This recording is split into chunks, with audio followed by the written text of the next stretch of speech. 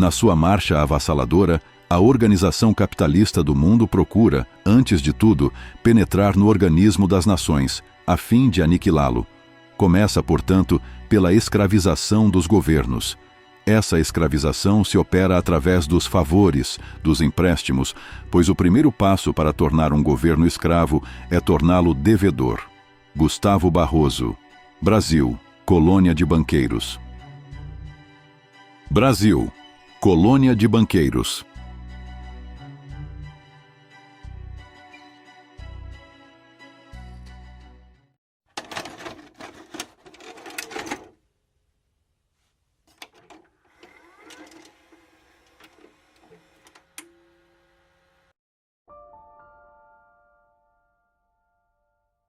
O descobrimento do Brasil foi um evento marcante que deu início à colonização portuguesa nas terras que hoje chamamos de Brasil. Tudo começou em 22 de abril de 1500, quando uma frota portuguesa, comandada por Pedro Álvares Cabral, avistou o que inicialmente foi chamada de Ilha da Vera Cruz. Esse evento é fruto das grandes navegações, um período que Portugal e Espanha estavam em busca de novas rotas comerciais e expandindo seus territórios. Portugal, na época liderado por Dom Manuel I, tinha, supostamente, um grande interesse em encontrar um caminho marítimo para as Índias, e uma das expedições que resultou dessa busca foi a de Vasco da Gama, que, em 1498, chegou à Índia, contornando o Cabo da Boa Esperança. Com base neste sucesso, novas expedições foram organizadas, incluindo a de Cabral. A frota de Cabral partiu de Lisboa em 9 de março de 1500, com a missão de chegar às Índias. Porém, antes disso, eles tinham que verificar a existência das terras a oeste, conforme estipulado pelo Tratado de Tordesilhas de 1494. Esse tratado dividiu o mundo em duas áreas de influência, uma portuguesa e outra espanhola. Cabral e sua tripulação seguiram em direção ao oeste e no dia 22 de abril, avistaram terras que ficavam onde hoje está o estado da Bahia. Pedro Álvares Cabral e sua tripulação desembarcaram na região do Monte Pascoal e fizeram contato com habitantes locais, os povos indígenas. Pero Vaz de Caminha, o escrivão da frota, descreveu em sua famosa carta a hospitalidade e curiosidade dos nativos. O encontro foi pacífico e os portugueses exploraram a costa e interagiram com os indígenas. A chegada dos portugueses e todo o processo da colonização teve um grande impacto nessas populações indígenas. Após o desembarque, a primeira missa em solo brasileiro foi celebrada em 26 de abril de 1500. A expedição de Cabral permaneceu na região por alguns dias antes de continuar viagem para as Índias. Nos anos seguintes, várias expedições foram enviadas ao Brasil para explorar e colonizar o território. Em 1530, Martim Afonso de Souza liderou uma dessas expedições, estabelecendo as primeiras vilas e iniciando uma exploração sistemática.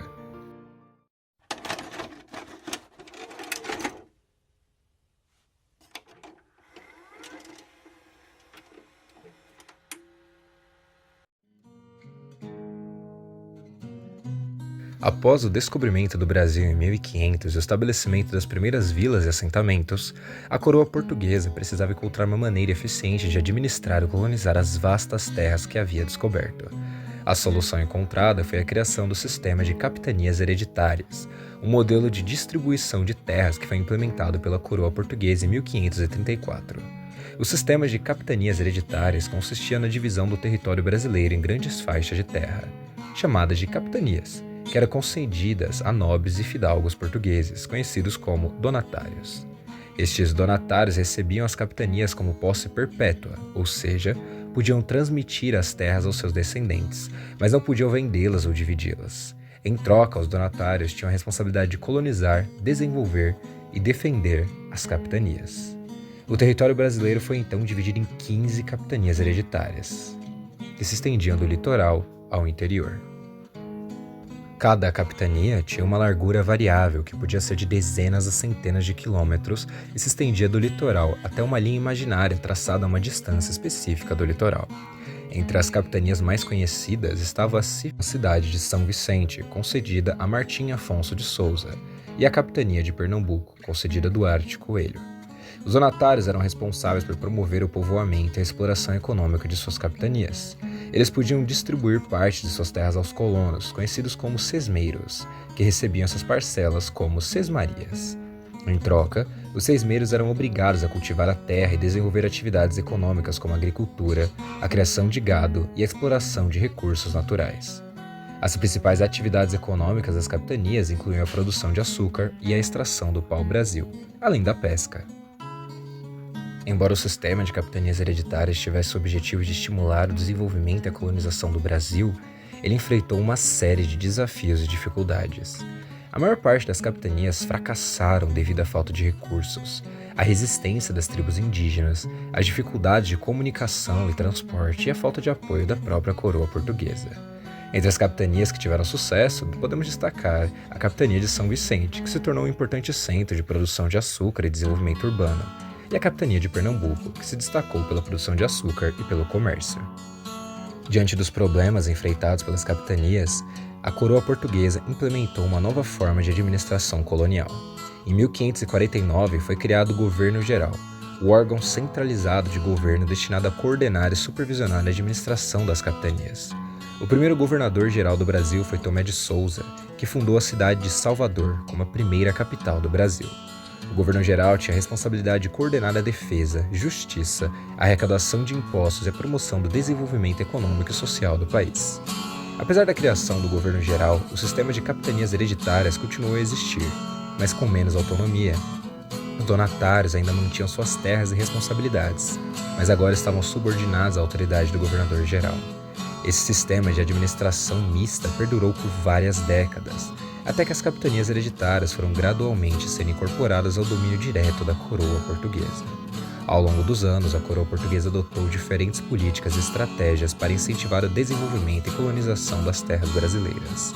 Essas políticas incluíram a concessão de sesmarias, um incentivo à imigração de colonos portugueses e a importação de escravos africanos para trabalhar nas plantações de açúcar e em outras atividades econômicas.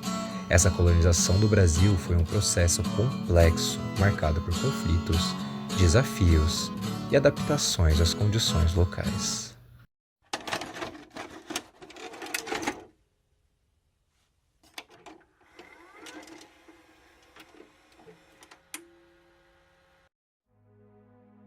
A má distribuição de terras no Brasil, iniciada com o sistema das capitanias hereditárias e perpetuada ao longo dos séculos, teve consequências profundas e duradouras para a estrutura social deste país.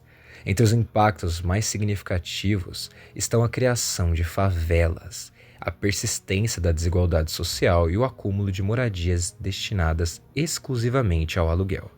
Desde o início da colonização, a concentração de terras nas mãos dos poucos donatários criou uma estrutura agrária altamente concentrada.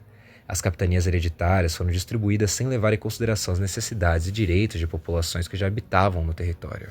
Ao longo do tempo, essa concentração de terras evoluiu para grandes latifúndios, onde vastas extensões de terra eram controladas por poucas famílias. Essa distribuição inicial de terras criou uma base de desigualdade que persistiu por séculos. Com a independência do Brasil em 1822 e a posterior abolição da escravatura em 1888, a situação das terras não melhorou. Após a abolição, muitos escravos e trabalhadores rurais ficaram sem acesso à terra ou os meios de subsistência, sendo forçados a migrar para as cidades em busca de oportunidades. Esse êxodo rural coincidiu com a urbanização crescente do Brasil, especialmente no século XX, quando as cidades começaram a se expandir rapidamente devido ao desenvolvimento industrial. A urbanização acelerada criou uma demanda crescente por habitação nas áreas urbanas, mas a oferta de moradias não acompanhou este crescimento. A falta de políticas públicas eficazes para a distribuição de terras e a criação de moradias populares resultou na criação das favelas, onde pessoas de baixa renda se estabeleciam em terrenos irregulares e construíram habitações precárias. As favelas surgiram como soluções informais para a falta das moradias, mas a ausência da infraestrutura adequada, dos serviços públicos e das condições sanitárias levou a uma série de problemas sociais e principalmente de saúde. A má distribuição de terras também contribuiu para a perpetuação da desigualdade social no Brasil. A concentração de terras e recursos nas mãos de uma elite agrária dificultou a mobilidade social e o acesso a oportunidades econômicas para a maioria da população. A desigualdade de renda e riqueza se refletiu na segregação espacial, com áreas urbanas bem desenvolvidas, contrastando com periferias carentes de infraestrutura e serviço. Essa disparidade criou um ciclo vicioso de pobreza e exclusão social, onde a falta de acesso à terra e a moradia digna perpétua a desigualdade. Outro impacto significativo da má distribuição de terras foi o acúmulo de moradias destinada exclusivamente ao aluguel. A especulação imobiliária e a valorização dos terrenos urbanos levaram muitos proprietários de terras a construir imóveis para aluguéis, em vez de promover propriedade de terra e moradia própria. Isso resultou em um mercado imobiliário altamente concentrado, onde grande parte da população urbana acabou vivendo em imóveis alugados. A dependência do aluguel para a moradia criou uma insegurança habitacional e limitou a capacidade das famílias de construir um patrimônio e melhorar suas condições de vida. Além disso, a especulação imobiliária e a valorização dos terrenos urbanos levaram à gentrificação de áreas centrais das cidades, onde populações de baixa renda foram deslocadas para as periferias em busca de moradia acessível. Esse processo da expulsão e deslocamento aumentou a segregação espacial e reforçou a desigualdade social, com áreas centrais bem desenvolvidas e periféricas carentes de infraestrutura e serviços. A combinação destes fatores resultou em uma complexa estrutura urbana e social, onde a má distribuição de terras no passado continua a impactar a vida das pessoas até os dias de hoje.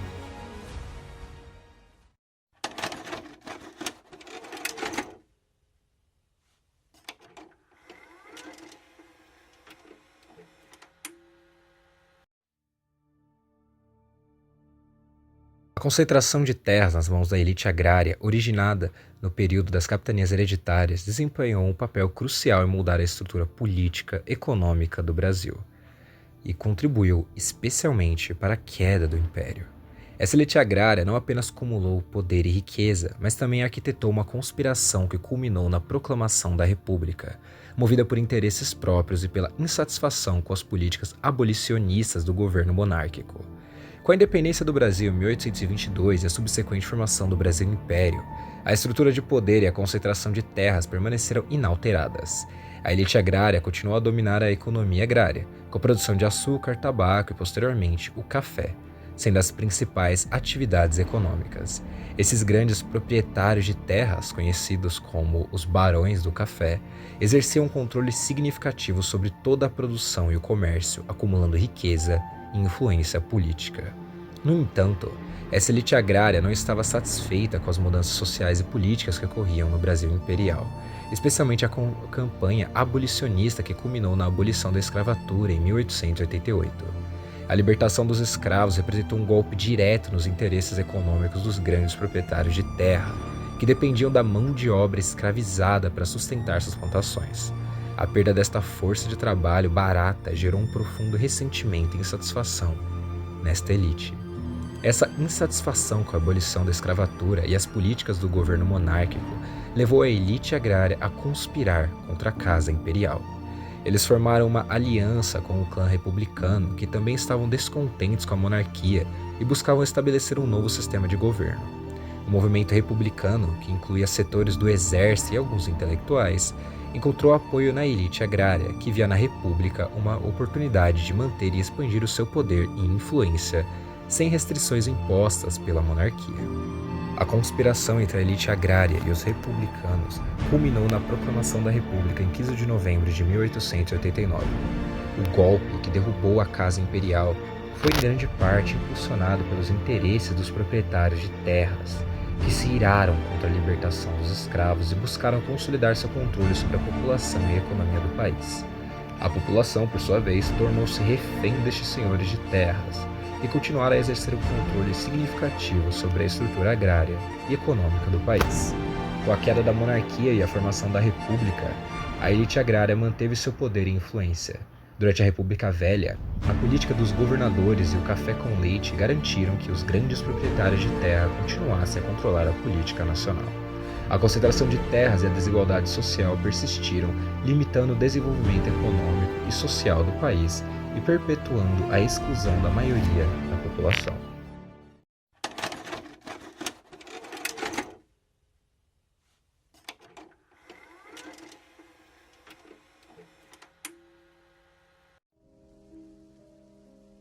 A concentração de terras no Brasil desde o período das capitanias hereditárias moldou a estrutura de poder e controle que se perpetuou ao longo dos séculos. A união entre os barões das capitanias hereditárias e os banqueiros desempenhou um papel crucial na distribuição e no controle destas terras. A obra de Gustavo Barroso, em especial Brasil, Colônia de Banqueiros, ofereceu uma perspectiva detalhada sobre como essa aliança influenciou a economia e a política nacional. O sistema das capitanias hereditárias, implementado pela coroa portuguesa em 1534, dividiu o território brasileiro em grandes faixas de terra, chamadas de capitanias, que foram concedidas a nobres e fidalgos portugueses, conhecidos como donatários. Estes donatários tinham a responsabilidade de colonizar, desenvolver e defender suas respectivas cidadanias. No entanto, essa concentração de terra nas mãos de poucos indivíduos criou uma elite agrária poderosa e influente. Com o tempo, estes donatários e seus descendentes, conhecidos como os barões das capitanias hereditárias, consolidaram seu poder e influência, tornando-se os principais atores na economia agrária do Brasil. À medida que o Brasil se desenvolvia, a influência dos banqueiros também crescia, especialmente no século XIX, com a expansão do comércio e da economia da exportação. Os banqueiros desempenhavam um papel essencial no financiamento das atividades econômicas, incluindo a produção agrícola e o comércio internacional. A aliança entre os barões das capitanias hereditárias e os banqueiros se tornou uma força poderosa na estrutura de poder do Brasil, com ambas as partes buscando maximizar seus interesses e lucros. Gustavo Barroso, em sua obra Brasil, Colônia de Banqueiros, argumenta que essa aliança entre a elite agrária e os banqueiros resultou em um controle desproporcional sobre a economia e a política do Brasil. Ele destaca como os banqueiros utilizaram a sua riqueza e influência para financiar as atividades dos grandes proprietários de terras, garantindo controle sobre a produção e a distribuição das terras. Esse controle econômico se traduzia em poder político, com os banqueiros e os barões das capitanias hereditárias exercendo influência direta sobre os governantes e as decisões políticas. Um exemplo notável dessa aliança foi o papel dos banqueiros no financiamento da produção de café, que se tornou a principal atividade econômica do Brasil no século XIX. Os barões do café, que controlavam vastas plantações de café, dependiam dos empréstimos e do apoio financeiro dos banqueiros para expandir suas atividades e aumentar a produção. Os banqueiros, por sua vez, lucravam com os juros dos empréstimos e com a participação nos lucros do comércio de café. Essa relação simbiótica garantiu que ambas as partes mantivessem e expandissem seu poder e influência. Barroso também destaca o impacto social dessa concentração de terras e riqueza nas mãos da elite agrária e financeira. A maioria da população brasileira, especialmente trabalhadores rurais e urbanos, enfrentava condições precárias e falta de acesso a recursos e oportunidades. A concentração de terras limitava a capacidade das famílias de construir um patrimônio e melhorar suas condições de vida, perpetuando a desigualdade social e econômica. A abolição da escravatura em 1888 foi um momento de tensão para essa aliança entre os barões das capitanias e os banqueiros. A libertação dos escravos representou uma perda de mão de obra barata para os proprietários de terra, que dependiam do trabalho escravo para sustentar suas plantações. A insatisfação com a abolição levou muitos desses barões a buscar formas de garantir o controle sobre a economia e política do país. A aliança com os banqueiros se fortaleceu neste período, com ambos os grupos bancando e buscando manter e expandir seu poder e influência. A proclamação da República em 1889 foi um evento marcante na história do Brasil, e a aliança entre os barões e os banqueiros desempenhou um papel crucial nesse processo. A insatisfação com a monarquia e o desejo de implementar mudanças políticas e econômicas levaram a uma conspiração entre esses grupos e os republicanos. Após a proclamação da República, a elite agrária, que se irou com a libertação dos escravos e buscava consolidar seu controle, viu na República uma oportunidade para manter sua posição de destaque. O golpe que derrubou o Brasil Império foi, em parte, na maior parte, impulsionado por interesses de banqueiros. Após a proclamação da República, a aliança entre os barões das capitanias hereditárias e os banqueiros continuou a influenciar a estrutura do país. Durante a República Velha, a política dos governadores e o café com leite garantiram que os grandes proprietários de terras e os banqueiros continuassem a controlar a política do Brasil.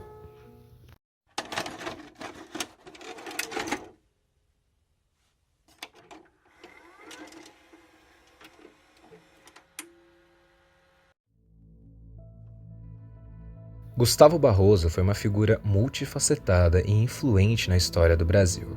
Nascido em Fortaleza, Ceará, em 29 de dezembro de 1888, Barroso se destacou como advogado, professor, museólogo, político, contista, folclorista, cronista, ensaísta e romancista. Ele foi um dos maiores líderes da ação integralista brasileira e um dos mais destacados ideólogos do movimento.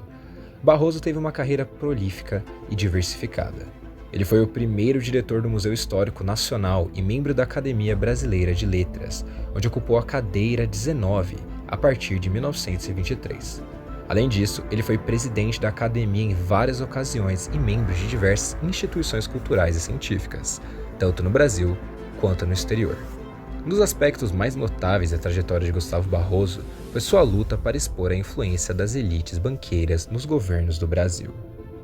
Em suas obras, Barroso abordou questões econômicas e políticas, destacando o papel dos banqueiros e das elites financeiras na condução do destino do Brasil.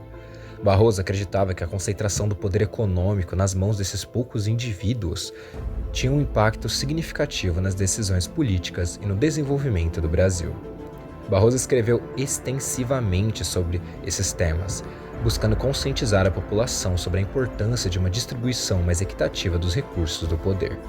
Em sua obra, Brasil, Colônia de Banqueiros, vemos um exemplo de sua dedicação a essa causa, onde ele analisa a influência das elites financeiras na economia e na política brasileira. Brasil, Colônia de Banqueiros é uma das obras mais notáveis de Gustavo Barroso, onde ele expõe suas ideias e análises sobre a influência das elites financeiras e banqueiras nos destinos do Brasil. Publicado em 1934, o livro é um estudo aprofundado que examina como os interesses dos banqueiros moldaram a economia e a política do país, resultando em um impacto significativo na economia dos brasileiros. Uma das principais ideias apresentadas por Barroso é a tese de que o Brasil, apesar da sua independência política, não passava de uma colônia de banqueiros e elites financeiras. Segundo ele, essas elites exerciam um controle desproporcional sobre a economia e a política do Brasil, utilizando sua influência para obter vantagens e lucros, muitas vezes em detrimento dos interesses nacionais. Barroso argumenta que essa dependência dos banqueiros impediu o verdadeiro desenvolvimento econômico e social do Brasil, perpetuando uma estrutura de poder desigual. Barroso dedicou uma parte significativa de sua obra a analisar o papel dos empréstimos estrangeiros na economia brasileira. Ele critica o endividamento externo, destacando como os empréstimos contratados pelo governo com instituições financeiras internacionais frequentemente vinham acompanhados de condições prejudiciais à nação. Estas condições, segundo Barroso, incluíam a imposição de políticas econômicas que beneficiavam os credores e penalizavam a população brasileira. O autor argumenta que essa dependência dos empréstimos externos colocava o Brasil em uma posição subalterna, onde as decisões econômicas eram ditadas pelos interesses de estrangeiros. Outra questão central abordada por Barroso é a influência dos banqueiros na política. Ele descreve como os banqueiros utilizavam sua riqueza e poder para exercer influência sobre os governantes e as decisões políticas do país. Barroso sugeriu que muitos políticos brasileiros estavam comprometidos com interesses financeiros das elites banqueiras, implementando políticas que favoreciam lucros bancários em detrimento do bem-estar da população. Essa relação estreita entre banqueiros e políticos, segundo Barroso, corroía a soberania nacional e impedia a implementação de políticas públicas que beneficiassem a maioria da população. Barroso também discutiu o impacto social da concentração de riqueza nas mãos das elites banqueiras. Ele argumenta que essa concentração de riqueza resultava em desigualdade social e exclusão econômica, onde a maioria da população brasileira era mantida em condições de pobreza e subordinação.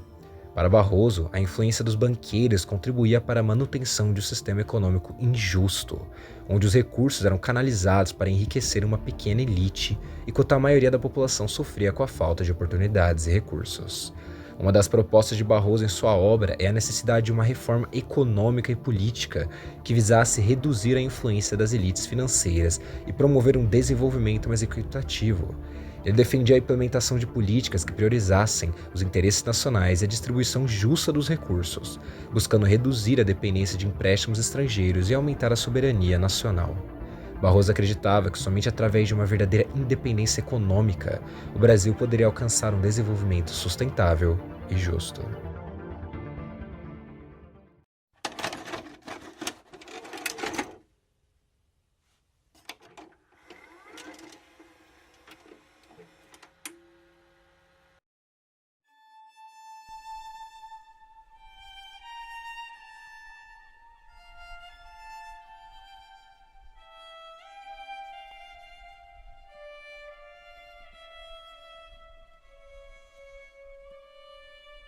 Desde o período das capitanias hereditárias, implementado pela coroa portuguesa em 1534, o território brasileiro foi dividido em grandes extensões de terra que foram concedidas a nobres e fidalgos portugueses.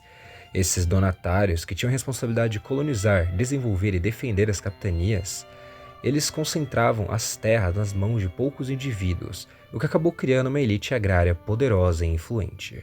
Com o tempo, essa concentração de terras evoluiu para grandes latifúndios, onde vastas áreas eram controladas por poucas famílias, estabelecendo uma estrutura agrária altamente desigual. No Brasil contemporâneo, essa concentração de terras continua a ser uma realidade preocupante. Menos de 1% das propriedades rurais concentram quase metade de toda a área rural do país. Essa distribuição desigual é medida pelo índice de Gini, que no Brasil é de 0,73, um dos mais altos do mundo. Os 10% dos maiores imóveis ocupam 73% da área agrícola do Brasil, enquanto os 90% dos menores imóveis ocupam apenas 27% desta área. Essa concentração de terras limitou o acesso da maioria da população aos recursos e às oportunidades econômicas, perpetuando uma desigualdade social. Os grandes proprietários de terras, muitas vezes conhecidos como latifundiários, controlavam vastas extensões do território, especialmente nas regiões de produção de commodities, como Mato Grosso do Sul, Bahia e a região de Motopiba, que era o Maranhão, Tocantins, Piauí e Bahia. Essas áreas são dominadas pela produção de soja, milho, algodão e outras culturas voltadas para a exportação. A concentração de terras e a produção agrícola em larga escala resultam em um modelo de desenvolvimento que favorece grandes proprietários e investidores, mas deixa de lado as necessidades e os direitos de comunidades rurais e até mesmo de pequenos agricultores. Um exemplo notável do grande proprietário de terras no Brasil é o Grupo Bom Futuro, liderado por Eraí Magui. O Grupo Bom Futuro é um dos maiores proprietários de terra do Brasil, com vastas extensões de terras dedicadas à produção agrícola. Outro exemplo é o seu Elias Feldman, um influente proprietário de terras no Brasil, conhecido por sua atuação no setor agrícola. Feldman possui grandes extensões de terras dedicadas à produção de soja e outras culturas. Sua influência no setor agrícola é significativa e ele é um dos muitos proprietários que controlam vastas áreas de terra no país. Além de Feldman, os irmãos Josley Mendonça Batista e Wesley Mendonça Batista são outros exemplos notáveis de grandes proprietários de terras no Brasil. Conhecidos por sua atuação no setor agropecuário, eles controlam grandes áreas de terra e possuem uma presença marcante na economia rural do país. A influência dessas grandes proprietárias de terras vai além da produção agrícola, estendendo-se às esferas políticas e econômicas do Brasil. A aliança entre os proprietários de terras e banqueiros resulta em um controle significativo sobre a economia do país.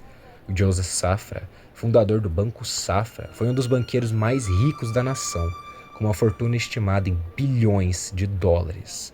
Safra e sua família têm uma longa tradição no setor bancário e financeiro, e seu banco desempenha um papel crucial no financiamento das atividades econômicas, incluindo a produção agrícola. Outro banqueiro influente no Brasil é André Esteves, sócio do BTG Pactual. Esteves tem uma fortuna significativa e uma presença marcante no setor financeiro, desempenhando um papel importante no financiamento e na estruturação de negócios no Brasil. A influência de Esteves e outros banqueiros no controle da economia brasileira é evidente na maneira como eles moldam as políticas econômicas e garantem que seus próprios interesses sejam prioridade. A concentração de terras nas mãos de poucos proprietários e a influência dos banqueiros criaram uma estrutura de poder que perpetua a desigualdade e limita o desenvolvimento econômico do Brasil. A dependência desses proprietários de terras e dos banqueiros resulta em um modelo de desenvolvimento que favorece os interesses apenas de uma elite, enquanto a maioria da população segue enfrentando dificuldades para acessar recursos e oportunidades. Entre os grandes proprietários de terras e banqueiros nacionais, a vasta maioria são de origem judaica e têm ligações internacionais significativas. Joseph Safra foi um dos banqueiros mais ricos e influentes do Brasil. O fundador do Banco Safra, ele acumulou uma fortuna estimada em bilhões de dólares. A judaica família Safra tem uma longa tradição no setor bancário e financeiro, com raízes que remontam ao tempo do Líbano. O Banco Safra desempenha um papel crucial no financiamento das atividades econômicas no Brasil, incluindo a produção agrícola. As ligações internacionais da família Safra são extensas, com investimentos e operações em diversos países ao redor do mundo. A influência da família Safra se estende muito além do Brasil com presença significativa em mercados financeiros globais. Moisés Safra, irmão de Joseph Safra, também foi um banqueiro influente no Brasil. Juntos, os irmãos Safra construíram um império financeiro que abrange bancos, investimentos e outras atividades econômicas. André Esteves, no entanto, é outro banqueiro influente no país. Esteves tem uma fortuna significativa e uma presença marcante no setor financeiro. Sua atuação no mercado financeiro brasileiro e internacional é extremamente notável. O BTG Pactual é um dos maiores bancos de investimentos da América Latina, com operações em vários países e uma rede de contatos internacionais que fortalece sua posição no mercado internacional. Eli Horn é outro empresário de origem judaica que possui uma grande influência no Brasil. Fundador do Cirela Brasil Realty, uma das maiores incorporadoras imobiliárias do país, Horn acumulou uma fortuna significativa através do setor imobiliário. Nascido na Síria, ele migrou para o Brasil e construiu um império no mercado imobiliário. Suas ligações internacionais incluem investimentos e parcerias em diversos países, fortalecendo sua posição no mercado global. As ligações internacionais dos banqueiros de origem judaica no Brasil são amplas e variadas. A família Safra, por exemplo, tem conexões com instituições financeiras em diversos países, incluindo Estados Unidos, a Europa e o Oriente Médio. Essas conexões permitem que os banqueiros brasileiros acessem mercados globais, obtenham financiamento e estabeleçam parcerias estratégicas que fortalecem as operações no Brasil e no exterior. A relação entre esses banqueiros e proprietários de imobiliárias brasileiras com o Estado de Israel é, em grande parte, mediada por interesses econômicos. Israel é conhecido por seu setor bancário robusto e inovador, que atrai investimentos de todo o mundo. Banqueiros brasileiros, em busca de oportunidade de investimento e diversificação de portfólio, frequentemente estabelecem parcerias com bancos israelenses. Essas parcerias podem incluir desde investimentos diretos em startups israelenses até a participação de fundos de investimento geridos por instituições financeiras do país. Os proprietários de imobiliárias brasileiras também têm interesse em Israel, especialmente no que diz ao mercado imobiliário. Israel possui um mercado imobiliário dinâmico e em constante crescimento, o que atrai investidores estrangeiros. Proprietários de imobiliárias brasileiras veem em Israel uma oportunidade de expandir seus negócios e diversificar os seus investimentos. Além disso, a tecnologia israelense no setor de construção e gestão imobiliária é altamente avançada, o que pode beneficiar os empresários brasileiros que buscam modernizar as operações. A influência de Israel nos partidos políticos brasileiros também é um fenômeno que se intensificou nos últimos anos.